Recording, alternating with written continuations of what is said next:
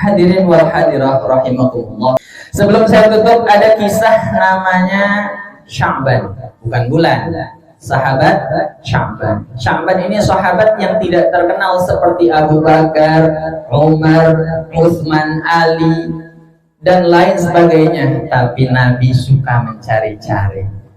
Jadi dikisahkan bahwasanya Sya'ban ini adalah orang yang rajin sholat, tapi dia nggak pernah di tengah-tengah sholatnya, selalu nyari duduk di ujung, di pojok-pojok. Datangnya duluan di pojok, datangnya duluan tapi di pojok.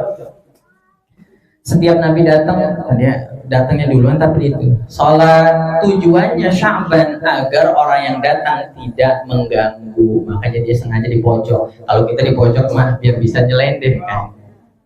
Oh enggak ya? Nah, kalau Sya'ban ini memang untuk agar yang datang, yang lain bisa mengisi sop yang di tengah. Suatu ketika si Sya'ban ini sholat subuh, tapi nggak ada. Nabi sebelum sholat subuh biasa istaqimu fa'tadilu. Loh, kok nggak ada Sya'ban? Kemana dia? Kita tunggu ya, takutnya masih di jalan. Beberapa waktu, ya sudah, takutnya nanti masuk waktu syuruk, kita sholat saja, sholat subuh. Setelah selesai sholat, Nabi bertanya, adakah yang tahu rumahnya Sya'ban?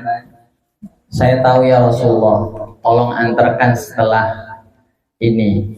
Beberapa sahabat ikut. Ternyata Sya'ban dari rumahnya itu kurang lebih 2 jam perjalanan setiap dia mau sholat. Berapa bu? 2 jam. Kok lama? Ya Rasulullah, memang begitu. Saya tahu pernah diajak. Datanglah sampai sana. Ternyata berangkat habis subuh, nyampe sana masuk waktu duha. Artinya kurang lebih jam 5 sampai jam 7-an baru nyampe. Ketika nyampe rumahnya itu ya Rasul, rumahnya. Ketika ketuk salam, assalamualaikum, waalaikumsalam, yang keluar istrinya. Kemudian, apakah ini benar rumahnya Sya'ban? Betul. Di mana Sya'ban?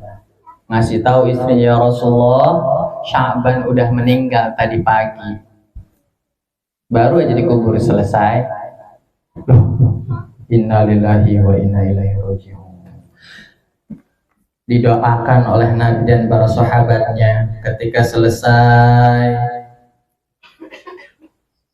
istrinya nanya, ya Rasulullah, tapi ada yang aneh. Loh, kenapa aneh? Sebelum meninggal Sya'ban ini teriak-teriak 3 kali dengan ucapan yang berbeda-beda. Teriak. Kemudian teriakan apa yang dia sampaikan? Yang pertama dia berteriak, ya Allah, kenapa tidak lebih jauh lagi? Teriakan yang kedua, mengapa tidak yang baru ya Allah? Yang ketiga, ya Allah, mengapa tidak semuanya saja? Setelah itu dia mengatakan la ilaha illallah Muhammadur Rasulullah, terus meninggal. Sebenarnya itu kenapa ya Rasulullah? Kok sampai begitu? Rasulullah tersenyum, Masya Allah, luar biasa suamimu. Kenapa ya Rasulullah? Bisakah engkau jelaskan apa makna dari 3 ucapan suamiku? Di depan para sahabat dan istrinya mengatakan, kalian tahu bahwa teriakan yang pertama bahwa Sya'ban mengatakan mengapa tidak lebih jauh, ternyata sebelum meninggal ditampakkanlah pahala perjalanan dia setiap mau ibadah menuju masjid. Ya Allah, kenapa tidak lebih jauh lagi masjidnya gitu? 2 jam jalan kaki, nggak pakai unta. Kadang kan gitu, yang dekat aja pakai motor ya. Kadang saya juga sama. Soalnya datangnya suka telat lagi. Tapi alhamdulillah masih maksa iman ini. Yang kedua, teriakan yang kedua, mengapa tidak yang baru?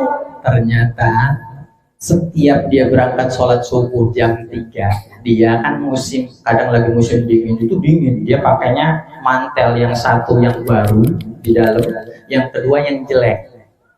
Ketika di tengah perjalanan dia ada orang yang menggigil kedinginan, Tiba-tiba langsung dibukakan dan diberikan, langsung dipakaikan.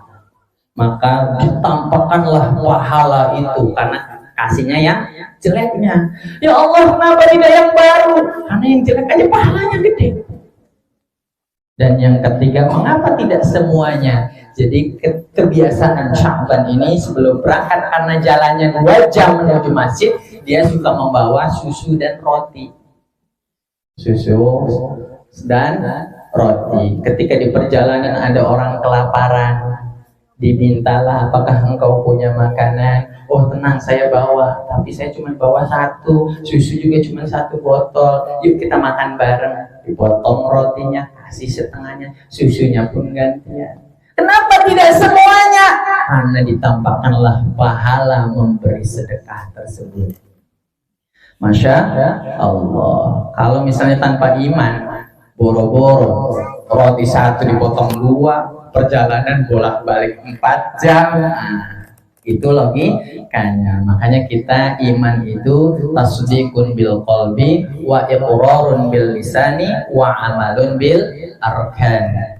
Yang namanya iman itu diucapkan lewat lisan, dikuatkan dengan hati, dan diamalkan dengan perbuatan. Mudah-mudahan kita semua adalah orang-orang yang terus menjadidu imanakum, memperbarui iman kita dengan banyak-banyak beribadah kepada Allah. Salah satunya adalah ngecas iman. Jangan doyan yang ngecas HP. HP tinggal 50% aja. Oh mana casan saya mana?